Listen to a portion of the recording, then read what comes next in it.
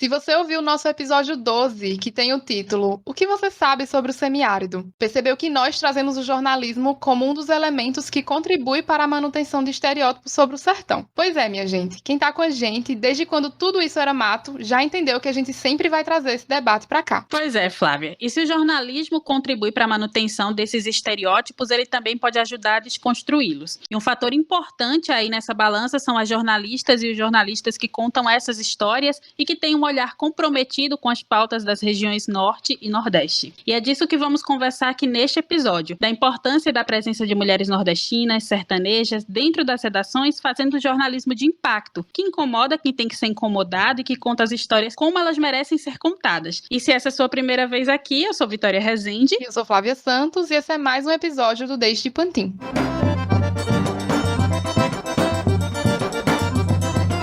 Mulheres sertanejas falando sobre tudo quanto é coisa.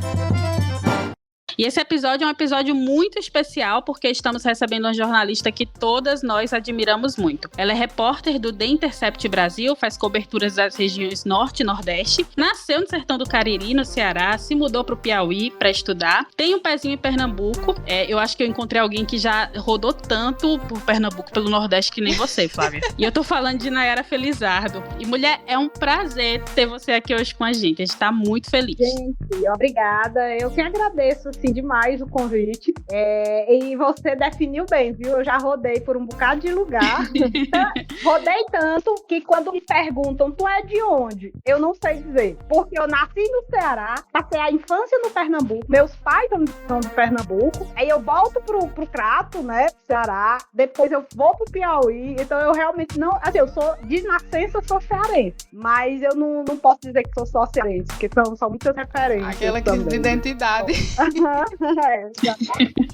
Mas, Nayara, quando a gente pensou nessa pauta, eu já citei seu nome, porque você é uma grande referência para quem ainda está cursando jornalismo, que é o meu caso, ainda estou no 6º período. E para quem é jornalista, claro, também, e quem acompanha seu trabalho, consegue enxergar que o seu posicionamento quando se trata sobre sertão, ele vai muito além do imaginário clichê que foi construído, né? Então eu acho que a gente já pode começar falando um pouquinho sobre o impacto de existir mulheres do sertão nordestino em grandes veículos. O que é que você acha? Olha, eu acho que é essencial. A gente fala muito de diversidade nas redações, né? Já existe um debate bem consolidado que é importante a gente ter negros, é importante a gente ter diferentes classes, né? Pessoas de diferentes classes, da periferia, mas a gente fala sobre diversidade regional. A gente acha a coisa mais normal do mundo. Quando eu digo a gente, eu me refiro na verdade, não nós nordestinos, eu me refiro às redações, né, sudestinas, acham super normal que uma pauta no norte, né, e digamos uma pauta em Rondônia, em Roraima, relacionada a assuntos específicos de lá, sejam cobertos por pessoas do Sudeste, né? Então, aquela coisa de que eu viajei para tal lugar, eu fui a tal lugar para cobrir sobre isso, né? Então, a gente ainda não avançou no debate de que existem jornalistas nesses lugares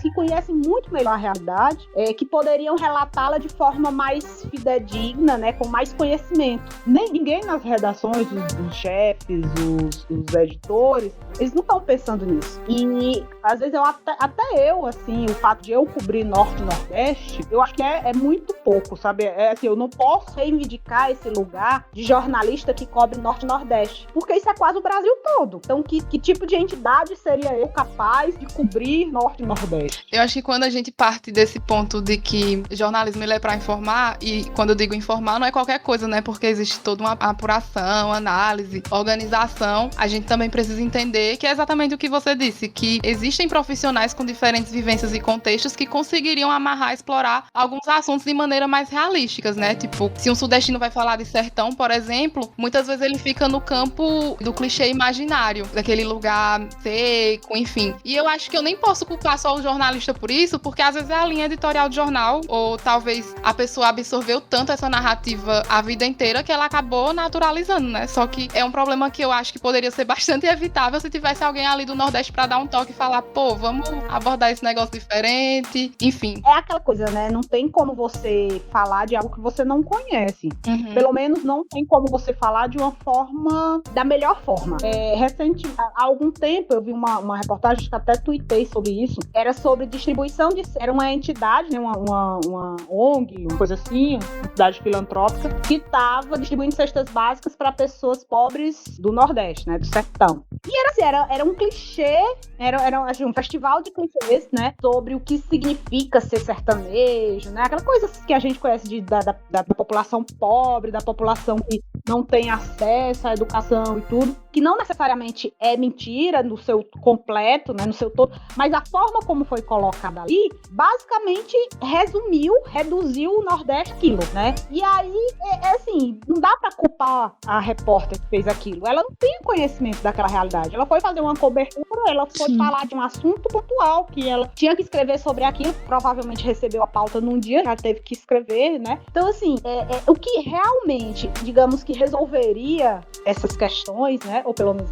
minimizaria isso, era você ter essa diversidade regional da mesma forma que você não pode ter só brancos falando de questões raciais, você não pode ter só sudestinos falando de todo um Brasil, né, fazendo reportagens sobre um Brasil enorme. O Sudeste são 3 estados, ainda mais se restringe geralmente a cobertura a Rio e São Paulo, né, principalmente São Paulo. Então não tem como você tratar de um Brasil enorme quando a sua vivência enquanto jornalista é de Sudeste. São realidades muito diferentes, cabem não sei quantos países do Brasil. Então acho que é importante que as redações, né, que os chefes, que os donos dos veículos tenham essa consciência. Acho que é importante a gente levantar esse debate que diversidade não é só racial, não é só de gênero, não é só de classe. Existe a diversidade regional também que precisa ser contemplada nas redações. E é tão interessante isso que você fala, Nayara, porque eu entrei na faculdade de jornalismo em 2014, né? E, tipo, não tem tanto tempo assim. E apesar da gente já ter esses debates, assim, sobre raça, sobre diversidade, sobre gênero, todas essas questões,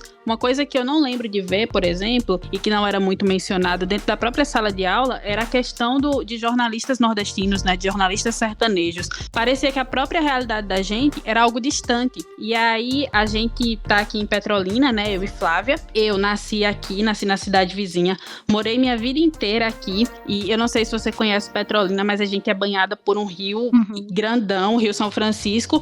E eu nunca vi, por exemplo, seca. Eu tava comentando essa semana com Flávia, porque eu nunca vi um solo rachado. Nunca vi um chão rachado. Mas a gente vai internalizando essa coisa de que sertão é igual a miséria, sertão é igual a pobreza, sertão sabe?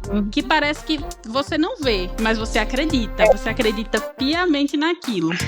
Eu conheço Petrolina, meus pais são de Serrita, né? Serrita já é sertão, né? Então eu realmente conheço o que é assim. Eu vivenciei a seca. Meu pai é criador, é agricultor, então ele realmente sofre com a seca. Mas você tem Petrolina que não é distante, Serrita, e já é uma outra realidade. Dentro do mesmo estado, praticamente Petrolina é agreste, né? Petrolina é sertão. Pois é, então é o mesmo sertão, né? Mas já é outra realidade, porque existe um rio, né? E se você for pro norte, né? Se você for pro norte, aí que você vai ver um colega meu do Pará, né? Que ele diz, às vezes dá vontade de sofrer xenofobia, igual os nordestinos, porque pelo menos eles são lembrados, a gente não existe. Ele fala isso de forma jocosa, né, irônica, mas é isso, sim, o Brasil, ele se restringe na mídia, né, jornalisticamente falando, ao Sudeste. Então, o resto do Brasil é todo reportado por sudestinos, basicamente, em sua maioria. Existem as exceções, claro, existem grandes nordestinos, grandes nortistas que se destacam, né, na profissão, que fazem essa diferença, né, em relação à diversidade regional, mas pouco ainda, é muito pouco. Assim, a diferença é que todos nós, quando começamos a nossa carreira, né, fazemos o curso de jornalismo em universidades do Nordeste, a gente começa a nossa carreira com jornalismo regional. A gente faz jornalismo regional. Às vezes local até. Às vezes não é nem regional, é local. Né? Então, os jornais que a gente trabalha, os sites, fazem jornalismo regional ou local. Enquanto que um estudante da Unicamp, um estudante da USP, da UERJ, ele, quando estagia, ele já estagia num veículo considerado nacional, né? Então você vê que já tem aquela coisa da meritocracia aí já começa desnivelada, né? Porque a gente precisa, para fazer uma carreira nacional, entre aspas, né? Para fazer uma carreira nacional, a gente precisa passar pelo estágio do jornalismo local, jornalismo regional, depois é que a gente vai subir na carreira, profissionalmente falando, e vai fazer jornalismo nacional, vai entrar num veículo nacional, e é aí que a gente vai ter uma projeção nacional na carreira. Enquanto que o estagiário da UERJ, ele já começa sua carreira no jornalismo como um jornalista de âmbito nacional, né? A matéria que você tinha falado antes, eu não sei se é a mesma que eu tinha visto. Eu vi uma matéria na Folha de São Paulo já tem um tempo, mas essa semana eu lembrei no programa Diversidade do Nexo. E o título, ele era mais ou menos assim: Seca, fome e miséria no sertão lembram os anos 90. Exatamente. E aí, na hora que eu vi essa matéria... É essa mesmo. Aí eu li e eu fiquei assim... No primeiro momento eu já fiquei pensando, né? Meu Deus, de novo, a ótica da miséria. Só que depois eu parei pra analisar, eu fiquei pensando comigo, não é que a gente não deva falar sobre a fome, porque ela existe no sertão nordestino, em áreas rurais, né? Mas assim como existe fome em outros lugares do Brasil também. Só que a forma como foi abordada, talvez pudesse ter sido diferente. Por exemplo, eu fiquei pensando, se fosse eu, talvez eu fizesse uma matéria, provavelmente de um caráter mais de denúncia, de repente eu poderia contatar um representante político, e aí a pessoa trouxe um representante de uma ONG, tinha algumas falas que eu achei assim, bem no nível assistencialismo, como se as pessoas para sempre devessem depender da boa vontade do próximo, e eu não tô dizendo que a gente não deva ou que a gente não possa falar sobre ONGs ou ajudar uns aos outros, mas as escolhas das falas dessas fontes, as fotos que também não eram fotos feias, mas na composição, no conjunto, reforçou essas ideias superficiais, um conjunto de coisas assim que pensei, gente, mas eu falei tudo isso só pra dizer que realmente isso poderia ter sido evitado se uma pessoa do sertão nordestino, um profissional da comunicação, trabalhasse na redação. A gente pegar emprestado o conceito de lugar de fala, né, do debate da questão racial, é isso, né, são pessoas que não têm lugar de fala para abordar aquilo e naturalmente vai cair no mais simples, né, vai simplificar toda a questão. E essa é a diferença, a gente, quando lê, às vezes a gente não sabe nem identificar, né, porque não é que está errado, não é que as informações estão erradas, é o tom, é o tom do texto, é a escolha da própria pauta, né? Às vezes o problema já é a escolha da pauta. Então, fome, seca, lembra os anos 90 no Nordeste, né? Enquanto que São Paulo vive sofrendo com seca, vive tendo crise hídrica. E aí, Nayara, pegando um pouquinho aí do gancho, eu queria que você falasse um pouquinho sobre a questão do que é pauta regional, né? E do que é pauta nacional, porque parece que as pautas da gente, as demandas da gente só aparecem assim para grande mídia, né? Só saem na TV, nacionalmente, quando é sob essa ótica, né? E dentro do seu trabalho você discute outras questões importantes, assim. Matérias que, se eu não me engano, foi o próprio Rodrigo do Vida de Jornalista, que é nosso ouvinte. Um beijo, Rodrigo. Sempre escuta a gente, sempre comenta, um querido. E aí ele fala da questão do jornalismo de impacto, né? Vocês discutiram isso, assim. Daquilo que realmente te mexe ali no cerne da questão e de que provoca uma mudança, né? E aí eu gostaria que você falasse um pouquinho dessa sua experiência, assim, né? Rodando tantos lugares, conhecendo tantas histórias, né? E levando pro resto do país pautas que são urgentes, assim, né? Demandas que são urgentes. É aquela coisa, né? Do jornalismo regional, né? Quando o assunto é um assunto que trata dos estados, e se não for do Sudeste, é uma pauta regional, né? Mas o que eu tenho cuidado nas minhas coberturas é, primeiro, se eu faço uma matéria, se eu faço uma reportagem de algo que acontece, por exemplo, agora como a última reportagem que eu fiz, assim, maior, né? Mas que levou mais tempo e demandou mais investigação, que foi sobre as adoções, né? No Amapá, adoções irregulares. Aquilo é uma pauta nacional. Não é porque acontece lá que é uma pauta regional, né? E é isso também, essa é uma consequência de pautar essa diversidade regional nas redações, né? Eu digo que uma pauta de Nordeste, uma coisa que acontece no Nordeste para virar pauta nacional, a desgraça precisa ser muito grande. Se é uma chacina que matam 8 pessoas, não vira pauta nacional, é preciso matar de 10 para lá. É uma barragem que rompe, se for uma barragem numa cidade de São Paulo, aquilo vai virar matéria no Jornal Nacional. Mas se for uma cidade do interior do Ceará, só se matar muita gente. Só se for como a barragem de Algodões, no Piauí, né? Que há alguns anos houve, e assim, até hoje existem pessoas desaparecidas. E aí uma coisa que eu não faço matéria regional, eu não cubro, não faço pautas regionais, eu faço pautas nacionais, mas de assuntos que acontecem fora do Sudeste. essa concepção que eu tento trazer pra mim mesma, sabe? É uma coisa que eu digo dentro do Intercept mesmo, é isso. Eu não sou uma jornalista regional, eu não sou uma jornalista de norte e nordeste. Até eu mesma tô tentando me policiar, sabe? Quando eu falo assim, que eu cubro o norte e nordeste. Não, eu faço jornalismo. Agora, eu foco em assuntos que acontecem no norte e nordeste porque ninguém está tocando lá.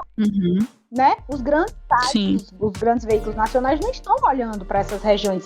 Só cobrem assuntos depois que a desgraça acontece, depois que o problema acontece. Não tá olhando para as grandes pautas que existem nessas regiões. E essas regiões são tão esquecidas, né, que existe muita pauta. Se eu for cobrir, eu não descobriria tanta coisa que acontece, que tanta matéria que eu já fiz no Sudeste eu não conseguiria descobrir, porque já tem muita gente olhando, já tem muita gente fazendo reportagens sobre essas coisas, mas às vezes um assunto que para a região, né, para o estado, todo mundo já sabe, mas o restante do Brasil não sabe, porque aquilo não é noticiado, né? Então, a maioria das minhas pautas, das minhas investigações começa assim: isso aqui todo mundo sabe que acontece, todo mundo sabe que acontece, todo mundo do estado, mas o resto do Brasil todinho, que deveria saber, não sabe, né? Sim. Então, essa é a diferença do jornalismo regional, né? Eu tento fazer jornalismo nacional. E é tanto assim, uma coisa, às vezes eu faço uma reportagem que não é, por exemplo, eu fiz uma pauta agora, ainda vai sair a reportagem sobre judiciário. Não é uma pauta de alguma coisa que aconteceu num lugar específico. É de judiciário de modo geral. Mas eu, conscientemente, busquei, pesquisei casos, e a maioria deles acontecem no Norte e Nordeste. Quando eu quero entrevistar algum especialista, algum estudioso, eu dou prioridade para pessoas que estudam, que estão na região, que estão no local. Então, às vezes, a pauta nem é do Nordeste, não é de nenhum estado do Nordeste, mas eu tento trazer esse olhar, sabe? De um especialista, ou a análise de um especialista. Eu fiz uma live com um médico sobre Covid, sobre a questão de UTI, né? Como é o trabalho. Eu fiz questão de levar para a live um médico que é aí do Hospital Universitário de Petrolina. Então, assim, é um assunto nacional, mas você traz a abordagem de um especialista que você tira o foco da USP, de pesquisador da USP, de pesquisador da Unicamp. E até isso, assim, também é preciso a gente estar atento e forte, porque quando é um pesquisador, a gente vai entrevistar um pesquisador, a gente diz, é um pesquisador da Unicamp. Pronto, você não precisa mais dar credencial nenhuma. Mas se é um pesquisador da Universidade Federal de Roraima, mas quem é esse pesquisador? O que é que ele estuda? Sim. Qual a importância dele? Quer dizer, é preciso ele ter credenciais extras, não basta ele ser um pesquisador de determinado assunto, é preciso ele ter um doutorado especial, não sei o quê, para poder justificar que ele seja um entrevistado. Mas o especialista lá da USP não precisa não, ele basta ser um especialista da USP. Já é credencial bastante.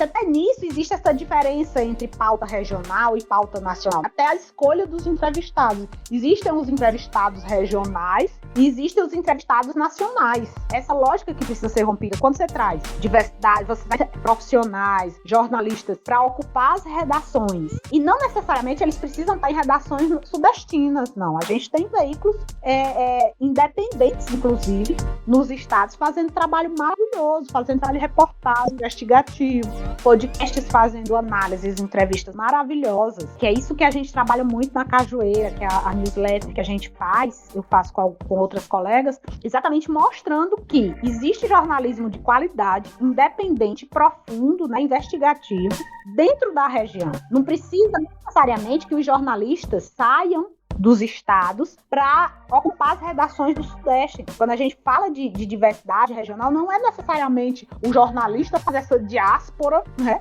Fazer essa migração do lugar que ele é para o Sudeste. Mas a diversidade também de notícias, né? O acesso à informação que está sendo produzida também nas regiões, também nos territórios. Isso também precisa ser disseminado, né? Precisa ser democratizado. Eu acredito que isso impacta também no modo como as pessoas enxergam, né, o sertão, porque é tão acostumada a ver sempre uma imagem, a ver uma ideia sempre sendo passada, e aí essa mudança, assim, né, pelo menos eu percebo como uma mudança é uma coisa que eu venho notando mais, assim, nesses últimos anos pra cá, né? De você ver pessoas pautando realmente a região, né? Pautando os problemas, mas pautando também as potencialidades. Eu acredito que isso vai mudando, assim, aos poucos a ótica que as pessoas têm em relação à região Nordeste, em relação ao sertão. O que é que vocês acham? Sim, como eu disse, né? A gente não precisa necessariamente que o jornalismo, que os jornalistas, os profissionais estejam em veículos do Sudeste para fazer jornalismo nacional. O jornalismo que é produzido dentro do Nordeste, né, dentro dos estados do Nordeste, isso é jornalismo nacional. Se o jornalismo ele tivesse esse debate de diversidade regional, nem existiria essa coisa de jornalismo regional. Nem existiria. Todo jornalismo que se produz é nacional. Qual é o ponto de referência? Onde se faz o jornalismo nacional? Você não diz que jornalismo feito por redações de São Paulo é um jornalismo regional. Isso teoricamente deveria ser. O jornalismo está sendo produzido na região Sudeste. Mas não. Verdade. Então você parte qual o ponto de referência? O ponto de referência é sempre aquela coisa, eu digo que é o jornalismo sudeste-cêntrico, né? Usa o Sudeste como centro e tudo que é fora é regional. Sim. Eu acredito também que essa delimitação do que é nacional e regional, ela nasce muito dessa universalização, não sei nem se essa palavra existe, de pessoas brancas do eixo sul-sudeste, né? Elas já não são racializadas, porque são tidas apenas como pessoas, enquanto uma pessoa negra é tida como uma pessoa negra. Enfim, é uma ideia que já está enraizada em outras camadas. Existiu e foi imposto por muitos anos uma superioridade naquilo que era e é produzido por pessoas brancas desses espaços. E tudo que é fora desse nicho, ele é especificado de alguma maneira, né? Por isso que eu acho que a gente vê muito, cultura negra, música regional, o jornalismo regional. Então acho que pode ter nascido muito disso também. Sim. De um ponto de referência que toma por base o homem branco, hétero, sudestino. Justamente. E Flávia, citando essa questão, eu lembrei inclusive de uma pesquisa que eu vi uma vez que foi feita na Universidade Federal da Paraíba, né, com estudantes ali de jornalismo do primeiro período. E aí eles discutiam, por exemplo, a questão do sotaque. E aí pediram para os estudantes escreverem redações, perguntando se eles achavam que o sotaque poderia atrapalhar, né, no entender da notícia. E aí a maioria das redações diziam que sim, né? Que o sotaque podia causar ali algum ruído na comunicação. E aí quem ouvisse, quem escutasse, ia prestar mais atenção no sotaque do que na notícia. E aí eu achei interessante que teve uma das redações que o menino dizia o seguinte: mas é porque o sotaque de São Paulo, ele já é natural. Então a gente já tá acostumado a ouvir. Ele é natural por quê? Porque, basicamente, as redações são ocupadas por pessoas de São Paulo. Todo dia eu assisto boa parte do jornal hoje, né? Que é na hora que eu tô almoçando. E é um dos jornais, assim, que traz mais notícias dos estados, né? Eles fazem, assim, uma ronda, assim, por todos os estados, na maioria, pelo menos. Claro, sempre as notícias de São Paulo e do Rio ganham um destaque, né? As outras dos estados são basicamente citadas, né? Como manchete, como títulos de notícias, enquanto as outras, São Paulo e Rio, você tem ali uma reportagem, uma matéria e tal. Mas, enfim, ainda é o que mais traz um pouco dessa diversidade, né? Do que está acontecendo no restante do país. Mas me chama a atenção assim, a falta de representatividade das diversas formas de falar, sabe? Dos diversos sotaques. Parece que tá todo mundo falando igual. Parece que o manauara, o jornalista manauara, ele tá falando igual o jornalista de São Paulo. E seria tão mais interessante, até pro ouvido, né? Você perceber na fala do repórter essa diversidade que é o Brasil. Porque isso existe, é uma realidade. Nós somos um país enorme, um país diverso. Sim. Dentro de um estado, você tem diversos sotaques. Diversos. Eu não tenho nenhum sotaque que diga possa ser, é um sotaque do Ceará. Não tenho, porque eu já rodei tanto, que eu já fui assimilando formas, jeitos de falar, que não dá mais pra dizer que eu tenho sotaque caririense. Não é nem cearense, porque no Cariri se fala totalmente diferente de Fortaleza. Mas você não tem nem isso, sabe? Até isso se tira do público, se tira do espectador, do telespectador, né? A gente tá privando as pessoas de ter acesso, ter contato com as diversas formas de sotaque, de fala, de expressões que existem no Brasil. Quem se forma só pela Globo, digamos, né? Que há muita gente se informa só pela Globo, só pela Record, só pelo SBT, só, né? Não tem acesso a canais no YouTube e tal. Perde muito, deixa de conhecer muito da diversidade do Brasil mesmo, né? E o jornalismo deveria assumir para si essa missão. E nem só na diversidade de pautas, às vezes até só nisso, sabe? Se eu sou um jornalista que eu tô falando da situação da Covid em Alagoas, por que aquele jornalista tem que falar, né, com a entonação, com o sotaque? Por que ele tem que forçar uma forma de falar de São Paulo, né, ou do Rio, ou enfim, tudo bem. A gente priva as pessoas de conhecer essa diversidade de modos, né, de modos de fala, de expressões. Estava vendo um debate recentemente sobre como as crianças do interior do Brasil, né, estão perdendo também o jeito específico, né, peculiar ou diferente do ponto de vista sudeste-cêntrico de falar, de tanto que acompanham canais de YouTube nacionais, né, entre aspas, tanto que acompanham youtubers sudestinos, crianças estão falando igual sudestino, crianças do interior do Pernambuco, por exemplo. A gente vai perdendo diversidade, vai perdendo a riqueza, né, de diversidade do Brasil, vai se perdendo. Exato. Eu mesma, agora eu tô finalizando a faculdade, né, eu terminei o 6º período agora, finalizando a faculdade, pense. Mas eu ainda não sei, assim, que caminho que eu vou trilhar, assim, o que é que eu vou fazer, de fato, no jornalismo. Mas eu sempre olho pro telejornalismo como uma coisa muito distante, justamente por causa dessa coisa do sotaque. Mas é aquela coisa também, quando a gente escuta um sotaque da gente, a gente causa até um estranhamento. A gente o nosso ouvido tá tão acostumado, tem aquela coisa, tipo, meu Deus, é bom, mas ao mesmo tempo, não sei, gente, na minha cabeça as coisas funcionam quando eu vou falar, não sai direito. Não, mas deu pra entender sim, é isso, falta referência, a questão do referencial. E aí, mais uma vez, eu faço a comparação com a questão racial, né? Você tem aquela criancinha lá, um vídeo famoso, da criancinha vendo a Maju no jornal e dizendo, olha, ela é igual a mim, o cabelo dela é igual ao meu. Então é uma referência. De forma as pessoas do Nordeste, né, as pessoas de estados do Nordeste, realmente faz muito sentido isso que você fala, que o telejornalismo parece ser uma coisa distante mesmo, porque quando você o repórter de rede, né, da Globo, por exemplo, o repórter de rede é aquele repórter que está no estado, mas que é ele o especialista, né, o repórter referência para cobrir pautas naquele estado para a Globo Nacional.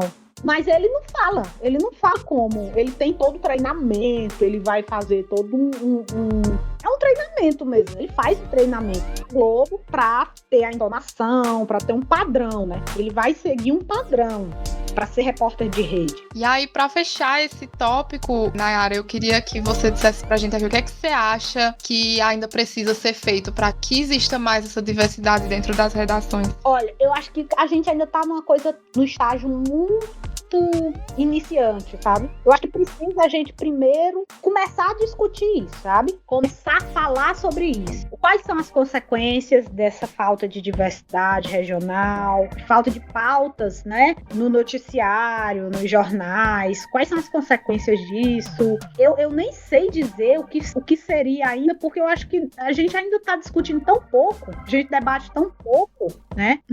Seria os veículos sudestinos contratar mais repórteres de outras regiões? Talvez, mas também será que esses repórteres têm que sair dos seus locais, né, dos seus territórios para fazer jornalismo? É preciso impor, né, ou colocar isso como uma regra, tirar esses jornalistas dos locais deles para eles irem para São Paulo para fazer jornalismo nacional? Eu acho sim que uma coisa que eu ainda penso que seria muito útil para o jornalismo era que os grandes veículos tivessem correspondentes em cada estado. Um correspondente, pelo menos, em cada estado.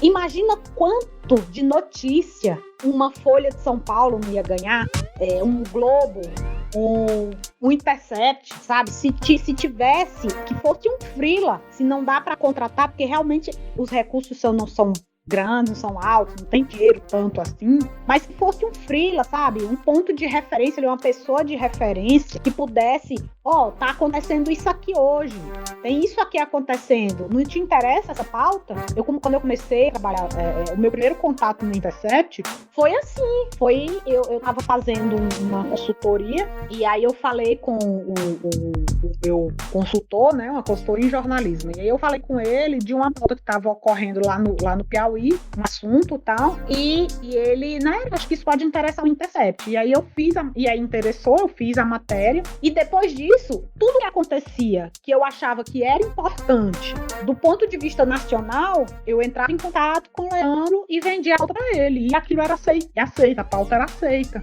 até que antes de ser contratada, eu acho que eu fiz umas 5, 6 matérias pro Intercept como freela, né? Então, assim, imagina se em cada estado tem um jornalista freela, né? Ou um correspondente, assim como se costuma chamar. Quanta notícia diversa a gente não ia ter, quantos leitores não iam ganhar em informação. Imagina se numa edição de um jornal de TV, ou um jornal impresso, ou um site, sempre tivesse notícias de todos os estados, porque tem coisa acontecendo nos estados o tempo todo, coisas interessantes, coisas importantes, denúncias importantes, iniciativas interessantes, né, projetos sendo desenvolvidos e que mereciam uma visibilidade de todo, né, de mais gente, não só no estado. Então, uma coisa que eu penso é isso. Mas eu acho que é isso ainda, a gente ainda precisa dar um passo atrás e começar a discutir, sabe, ainda. Seria tão bom um congresso de jornalistas, do jeito que tem a ABRAGE, né, a Associação Brasileira de Jornalismo Investigativo, se a gente tivesse Associação Brasileira de Jornalistas do Nordeste, sabe? Um congresso, se nós, enquanto jornalistas do Nordeste, do Norte, nos reuníssemos, sabe? Nos uníssemos para discutir, para debater, acho que já seria um grande início, assim. Sim. E a gente tá falando tanto em referência, né? Que é uma coisa que eu lembro da primeira matéria sua que eu li, que foi eu vi no Twitter, era, se eu não me engano, o nome da matéria é O Sertão que Não Vai à Universidade, algo assim. E aí você citava justamente a Univasf. E eu lembro que eu tava no Twitter, eu cliquei porque eu fiz, meu Deus, a Univasf. O que é que estão falando da Univasf? Porque era uma pauta daqui. E aí eu comecei a acompanhar seu trabalho, né? E aí, já que a gente tá falando em referência, acho que agora a gente tá construindo essas referências, né? Porque pra todas nós, assim, a gente acompanha seu trabalho, a gente admira muito seu trabalho, né? E somos eu, Flávia, e temos mais duas amigas, que é a Júlia e que é a Mayara, que fazem também o Destipanting com a gente. E ficou todo mundo muito animado, assim, com a possibilidade de receber você aqui com a gente, de conversar com a gente. E agora eu tô muito feliz, assim, eu sei que o caminho ainda é muito longo, mas que finalmente a gente tá construindo aí essas referências, né? A gente tem em quem olhar, em quem se espelhar pra fazer jornalismo. É só fazer justiça aqui, tem muita gente, eu já acertei o bonde andando já, né? Tem muita gente, aqui eu cito a Fabiana Moraes, né? Que faz jornalismo nacional de qualidade, com esse olhar, enquanto nordestina, né? Pernambucana, ela pra mim é uma grande referência. Então eu já tive referências, né? Eu precisei ter as minhas referências e ela é uma delas. Mas veja só, é muito pouco. Completamente. Sim. Realmente precisamos de mais referências. Tem muito chão pra andar.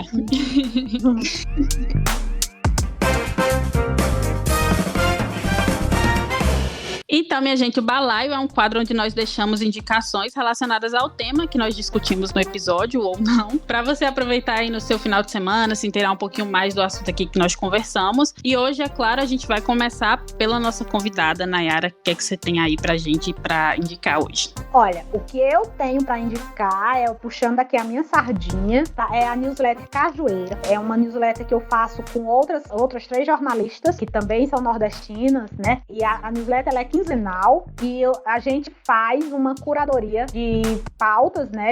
De reportagens, vídeos, enfim, conteúdos jornalísticos produzidos por veículos e jornalistas independentes do Nordeste. Então, a nossa ideia é exatamente, a gente tem a consciência consciência de que o que acontece, o que está sendo noticiado, né, produzido dentro do Nordeste, por profissionais do Nordeste, interessa a quem está na região e quem está fora dela. Não é, a gente tem consciência, a gente sabe que o que é produzido no Nordeste é pauta nacional. Então, com essa premissa, a gente faz a curadoria quinzenal como uma forma de disseminar, né, de ajudar a amplificar esse conteúdo, de ajudar a divulgar, espalhar esse conteúdo por todo o Brasil. Então, hoje nós temos mais de 1.000 assinantes já, a newsletter. Ela chega quinzenal e nós começamos agora o nosso financiamento, né, coletivo, porque a gente tem o objetivo de lançar um produto novo produto que chama Cajuzap. Então, que a gente quer fazer uma curadoria e divulgar esses veículos, divulgar esses conteúdos pelo WhatsApp,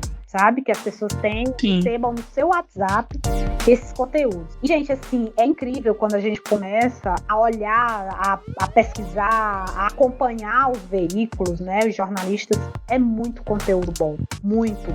Principalmente de podcasts, né? Por isso que eu disse pra vocês, eu fiz questão de participar do podcast do Deixa de Pantinho, porque eu sou um ouvinte, assim, fiel de podcast, e a maioria dos que eu ouço são do Nordeste, os que eu apoio são do Nordeste, e assim, então, os podcasts fazem um trabalho maravilhoso. Mas também tem sites, você tem a agência Retruco, que faz reportagens de fôlego, investigativos, eles fizeram recentemente, a outra dica aqui que eu tô dando, fizeram uma série sobre educação, né, as universidades, de como a falta de recurso para o ensino superior afetou as universidades do Nordeste, que é mais ou menos o que eu já falei lá em 2018 nesse texto que a Vitória citou, né? Era uma vez um sertão que sonhou em ir para a universidade. Dessas universidades, realmente eles fizeram uma série muito boa mostrando isso, como as universidades estão sendo prejudicadas pela falta de recurso do governo Bolsonaro, a falta de investimentos. Então é isso, assim, minha indicação principal é a Cajueira, porque a partir da Cajueira,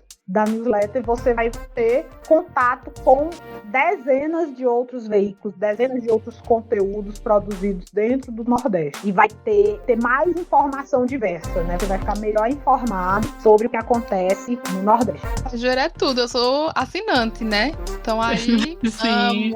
Coisa boa. Vou até aproveitar a minha deixa para dar a minha indicação, que eu, inclusive, conheci através da Cajueira, que é o portal de notícias independente Paraíba Feminina. E o nome já diz tudo, né? Ele foi criado pela jornalista Tati Valéria, e o portal ele é muito voltado para a defesa de direitos humanos, defesa das mulheres, de crianças, enfim. É um site muito bom, independente, e é a minha indicação. O Paraíba Feminina é um dos sites assim, que eu acompanho realmente. Eles têm fazem pautas próprias, assim, desenvolvem elas, né? Elas escrevem. E eu adoro o nome, né? Paraíba Feminina. Sim. A referência aí, quem captou, quem não captou. Mas é muito bom. Eu gosto também. É uma boa dica. E eu separei também um podcast, né? É o Malamanhadas. Ele é produzido pela Ananda, pela Aldenora, pela Joária e pela Jade, lá no Piauí, em Teresina. E aí elas discutem feminismo, discutem política, direitos humanos, enfim. É um podcast que eu escuto bastante, que eu gosto muito, e essa é a minha indicação de hoje. Deixa eu me intrometer no teu balaio.